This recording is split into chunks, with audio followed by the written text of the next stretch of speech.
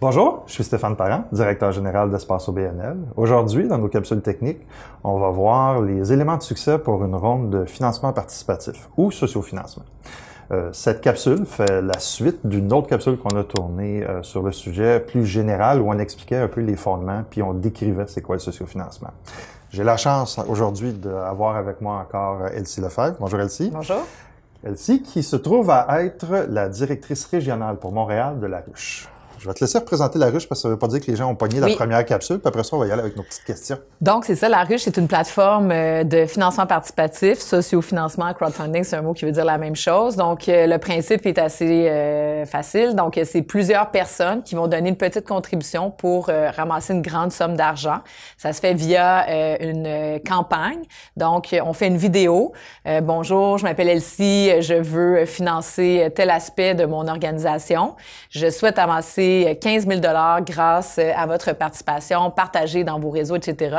Et en contrepartie, pour 20 $, vous avez tel produit. Pour 30 $, une invitation à tel endroit. Pour 50 $, tel service. Donc, on donne des choses en retour. Et on a une approche, nous, à La Ruche, on est québécois. Donc, on est un OBNL. Donc, on est là pour accompagner, faire vivre des projets à travers les régions du Québec. On a un accompagnement humain. On a un réseau d'ambassadeurs qui accompagnent les projets. Et finalement, on a des programmes partenaires. Donc, on peut bonifier le financement. Donc, tu amasses 10 000 sur la plateforme de La Ruche.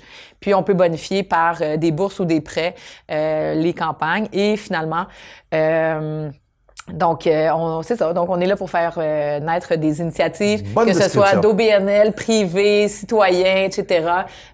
Tout le monde peut faire une campagne sur La Ruche. Excellent. Une campagne, ça part d'une organisation ou d'une personne qui va chercher de l'argent dans un réseau ou dans l'autre. Donc, ça part d'une communauté la plupart du temps. Est-ce que tu aurais des aspects importants à mettre en place ou à réfléchir sur comment aller chercher sa communauté? Puis sa communauté, là, c'est mon oncle, ma tante, mais en même temps, ça peut être les amis ou ça peut être les membres, ça peut être les bénévoles, là. Tu sais, je pense qu'il faut peut-être définir la notion de communauté en premier. Je pense que c'est peut-être une bonne idée. Puis après ça, on pourra aborder les éléments de succès pour mobiliser cette communauté-là. Effectivement, exactement. Donc, la première question à se poser, c'est, bon, est-ce que j'ai un projet? Est-ce que j'ai une communauté? Et est-ce que mon projet et cette communauté sont facilement mobilisables pour atteindre un objectif financier? Donc, est-ce que les gens vont vouloir contribuer à ma campagne? Donc, la communauté, elle peut être très large. Des gens peuvent dire, oh mon Dieu, j'ai 30 000 personnes qui me suivent sur Facebook ou sur Instagram. Mais cette communauté-là est pas mobilisable. Donc, les gens voient ça passer puis ça les intéresse pas. Alors qu'on peut avoir une communauté de 1000 personnes, mais très mobilisée, puis ces gens-là vont vouloir participer, puis ça peut être tout aussi efficace. Donc, dans le fond, c'est de déterminer ces enjeux-là, puis c'est ça qui va nous permettre d'identifier notre objectif financier. Donc, on peut dire, mon objectif pour réaliser le projet, c'est 50 000. Mais réalistement, en financement participatif, sur La Ruche, combien je suis capable d'aller chercher auprès de petites contributions, auprès de plusieurs personnes, mais qui vont donner des montants de 20, 30, 50, 100, 200 ou 1000 $. Donc, combien je suis capable d'amasser réalistement pour réussir ma campagne avec succès. Donc, nous, on va vous accompagner. On accompagne les entrepreneurs, donc les organisations, les OBNL, tout comme les entrepreneurs ou les citoyens, dans leur démarche pour identifier un objectif réaliste et réalisable.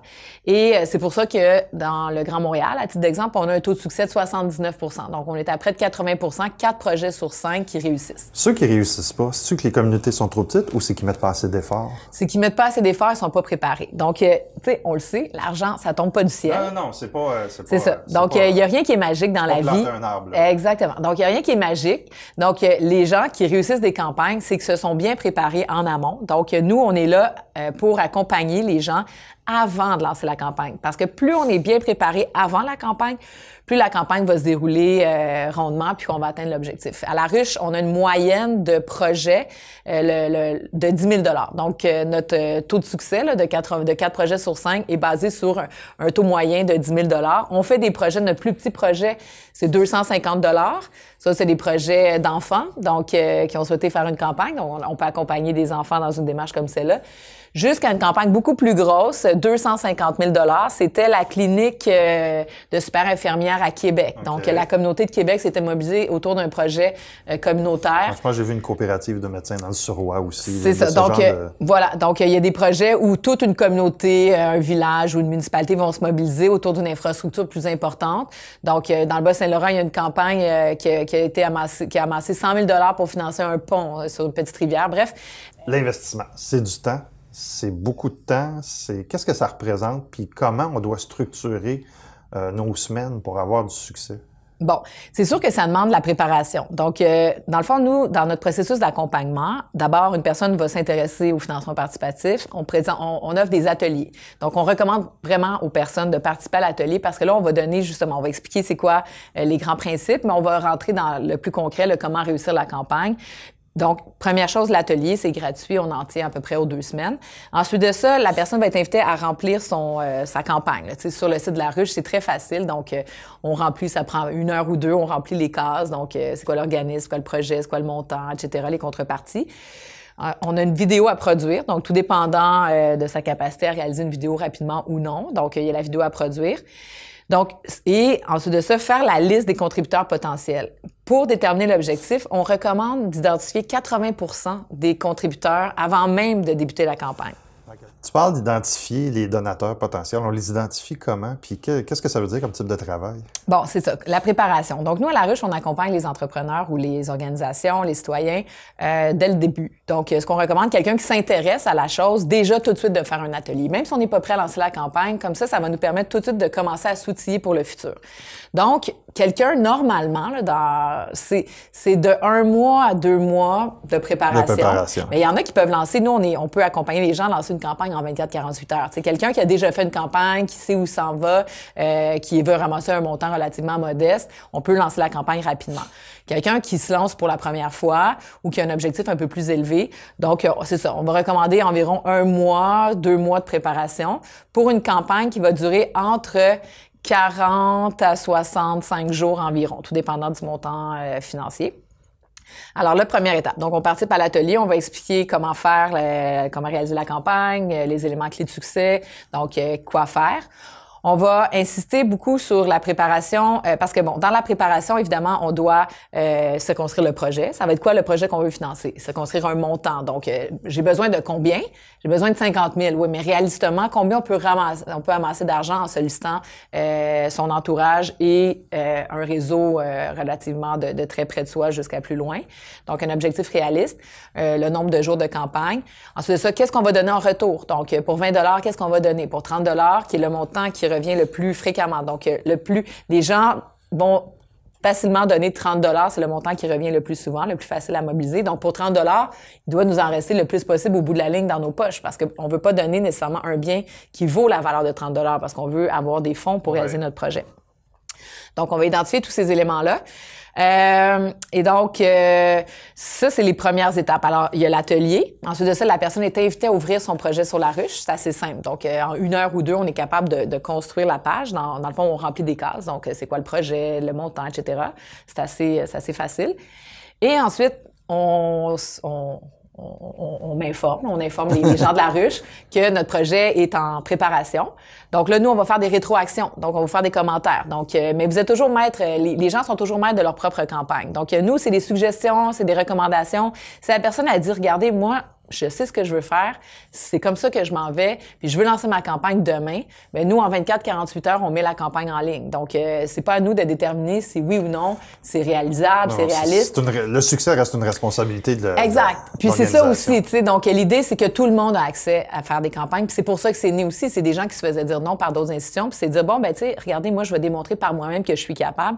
Donc, nous, on n'est pas là pour dire oui ou non aux gens. On est là pour les accompagner. Donc, nous, on va faire des rétroactions.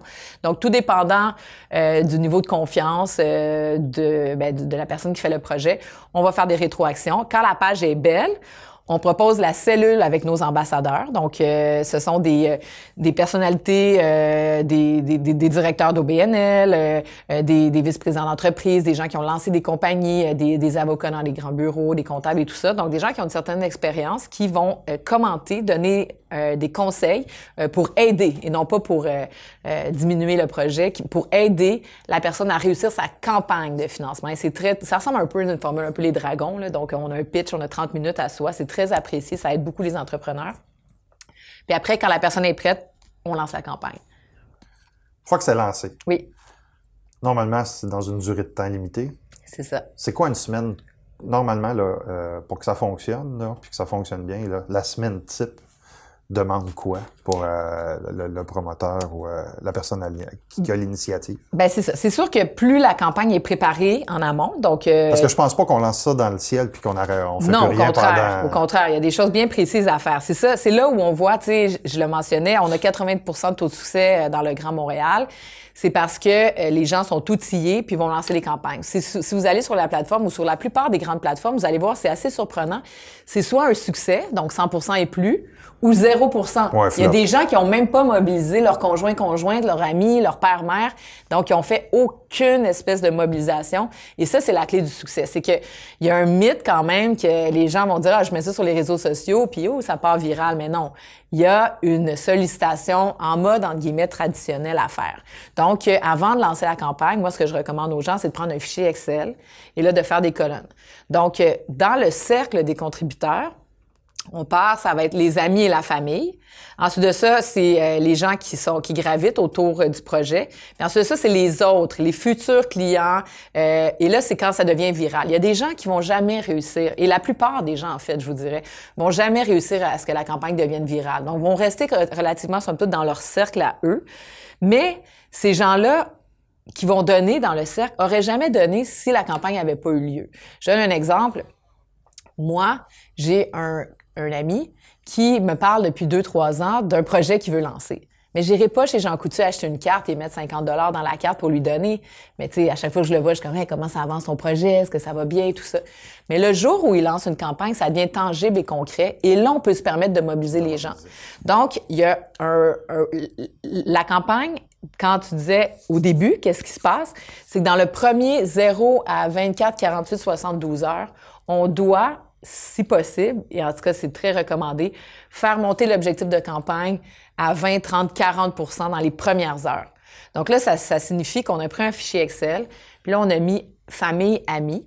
Et là, si on est seul dans le projet, on a fait l'exercice. Si on est 2, 3, 4, 5 personnes dans le projet, on a chacun fait un fichier Excel où on a identifié amis, famille, ensuite de ça, collègues de travail, collègues de collègues, tous les gens qu'on pense... Donc, il y a une bonne préparation avant de se lancer. Exact. Puis après ça, une fois qu'on est lancé, il y a une bonne sollicitation quotidienne ou hebdomadaire à faire. C'est ça, jusqu'à temps qu'on arrive. Normalement, la durée moyenne, c'est combien de temps? Nous, on recommande entre 45 et 65 jours environ. Parce que 30 jours, c'est très vite, rapide. ça va vite, là. Puis 90 jours, qui est le maximum, ça commence à être long parce que là, c'est 3 mois. Bon, pour mobiliser, oui. Exactement. Donc, dans le fond, on lance le projet. Donc, on dit, bon, je le lance le lundi. Il y en a qui vont faire un lancement sous-marin. Ça signifie que la campagne est active sur le site de La Ruche, mais elle n'est pas lancée en grande pompe. Donc, on va faire 24-48 heures dans notre réseau rapproché. On va solliciter les gens. Donc, l'objectif va monter. Quand on lance la campagne publiquement, le lundi, quand les gens vont cliquer, hop, on est déjà à 20-25%. Donc, ça donne... Une perception de projet gagnant. Les gens aiment investir dans quelque chose qui fonctionne, puis plus l'objectif monte rapidement. Donc, dans le fond, on va mettre sur les médias sociaux, on va envoyer un courriel à tout le monde parce que les algorithmes des médias sociaux, vous savez comme moi, ça veut pas dire que je suis quelqu'un, que la personne va voir passer le projet. Donc, on va envoyer un courriel pour dire « Bonjour, nous avons lancé notre campagne ce matin. On vous invite à participer, à donner, si c'est possible. » à faire un j'aime si vous pouvez et à partager, ça serait extraordinaire. Donc, on donne des tâches à son réseau pour que ceux-ci le partagent. Des call to action, comme disent nos amis en marketing. C'est ça. Faut pas exagérer, mais on donne quelques missions. Puis à notre réseau plus près, on peut se faire une garde rapprochée de 5, 10, 15, 20 personnes qui, à chaque fois qu'on fait une publication Facebook, vont faire j'aime. Parce qu'on sait que plus vite les j'aime arrivent sur la publication, ici, il y a des commentaires, l'algorithme travaille, donc la publication... La viralité augmente. C'est ça, elle est mise en avant. En terminant, j'aimerais ça qu'on parle du vidéo, parce que presque tous les projets partent d'une vidéo qui est montée pour présenter le projet. C'est quoi les éléments de succès dans cette vidéo-là? Bien, c'est certain qu'on doit circonscrire le projet. On recommande une vidéo d'environ 1 minute et demie, donc pas trop long, où on présente son organisation et ce qu'on est, tu sais. Donc, s'il y a eu des succès par le passé, il faut en parler, tu sais, parce que des fois, il y a des gens qui vont penser que vous êtes nouveau, mais si ça fait 20 ans que vous offrez des services, donc on parle, tu sais, succinctement de qui on est, c'est quoi sa mission et tout ça. Ensuite, le projet. Alors, aujourd'hui, on est avec vous, on lance une campagne pour financer ça. Donc, on essaie d'identifier un élément qui est l'objet de notre campagne. Donc, une campagne, on mentionne pas nécessairement l'objectif parce que l'objectif, on va peut-être le retravailler au fil des semaines qu'on travaille ensemble. Donc, on vise à ramasser de l'argent pour réaliser telle chose.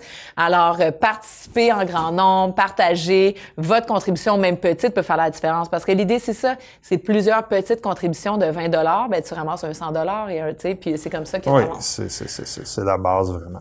Donc, et là, il y a les relances. Donc, il y a les relances et les relances et les relances. Et ça, c'est ce qui fait peur à tout le monde. Donc, c'est de dire, « Ah non, je vais quitter de l'argent. Ah non, tu sais, c'est gênant. » Mais dites-vous que vous avez un projet. Vous travaillez sur le projet. Vous avez une belle mission. C'est le projet sur lequel vous travaillez et que vous croyez. Donc, si vous n'êtes pas motivé et que vous ne croyez pas en votre projet, mais les autres vont pas y croire. Et vous pouvez pas prendre pour acquis que si vous sollicitez quelqu'un, vous dites, ah, est-ce que vous voulez participer à la campagne? Puis la personne répond pas. C'est comme, oh mon Dieu, la personne, elle veut pas. Non, peut-être la personne est occupée. Peut-être qu'elle a pas vu. Peut-être que le courriel est dans ses pourriels. Donc, vous, tant que vous n'avez pas un nom, ben, on sollicite. Faut jamais que la personne se sente coupable de pas avoir donné. Donc, il y a des manières de solliciter des gens de manière positive, de dire, ah, on est rendu à 50 % de notre campagne, on est rendu à 50 %, on te relance, nanana. Donc là, la personne se sent comme, tu sais, dans le fond, elle a un rappel que, hey, oublie-moi pas, là. J'aimerais ça qu'on regarde une dernière petite chose. 110, 120, 130, 140 %, ça se peut aussi. Oui, bien ça arrive souvent. Donc, plus vite on monte l'objectif. Donc, des fois, c'est pour ça que ça peut être un gage de succès de mettre son objectif un petit peu plus bas pour être certaine d'atteindre rapidement 100 %. C'est sûr que, moi, dans nos statistiques, ce qu'on voit, c'est que si, dans les premiers jours de campagne, on monte rapidement l'objectif à 50, 70, on va probablement atteindre dans la première semaine ou dans les 2 premières semaines le 100 %. Et quand on atteint très rapidement le 100 %, là, on peut souvent aller à 150, 200, 300 %. Alors que si on va à une campagne plus tranquille, donc on y va, là, on va habituellement atteindre le 100 % qui va nous permettre de clore la campagne avec un grand succès aussi. Donc, c'est juste 2 démarches différentes. Mais, et donc, dans le succès, évidemment, vous allez ramasser de l'argent, mais vous allez ramasser aussi des contributeurs, donc des futurs clients, ou des gens qui s'intéressent à votre mission. Puis tout un rayonnement. Un rayonnement. Donc, et les gens, même s'ils vous ont pas donné, ils vont avoir vu votre projet. Et, tu sais, c'est pour ça qu'il faut pas se sentir mal de solliciter les gens parce que, bon, évidemment, peut-être qu'il y en a qui vont pas donner, mais ultimement, au bout de la ligne, il y a personne qui va vous en vouloir d'avoir été motivé et d'avoir partagé comme un fou votre projet sur les médias sociaux. La seule chose qu'on va vous dire, c'est au party de Noël ou de Saint-Valentin ou peu importe, ça va être comme, hey, t'en as travaillé une shot, tu sais, votre organisme, wow, je savais pas que vous faisiez ça. Donc, c'est juste du positif au bout de la ligne. En tout cas, moi, j'encourage, les OBNL, ça fonctionne hyper bien, les campagnes, puis on est là pour vous accompagner. Et comme je mentionnais, 10 000 environ la moyenne des projets réussis. Pour un OBNL de taille petite ou moyenne, tu sais, un 15-20 000 peut se réaliser relativement facilement. Quand on monte plus haut que 20 000, quand on monte dans les 30, 40, 50 000, c'est possible, mais à ce moment-là, on doit avoir des grosses contributions. Donc, on doit avoir soit des commanditaires ou des partenaires qui injectent des 5 000 à la campagne et tout ça qui fait que l'objectif monte. Mais grosso modo, des campagnes en 10 et 20 000, je pense qu'à peu près tous les OBNL au Québec sont capables de réaliser ça. Puis ça fait un montant appréciable. Puis si on est capable de le bonifier par les partenariats qu'on a, donc on peut bonifier même son financement, ben c'est juste du bon. Merci. Merci beaucoup. J'espère que vous avez apprécié. Je suis certain que ça vous donne le goût de faire une campagne puis de partir de nouveaux projets web. Je vous souhaite une bonne fin de journée. Je vous remercie d'avoir écouté.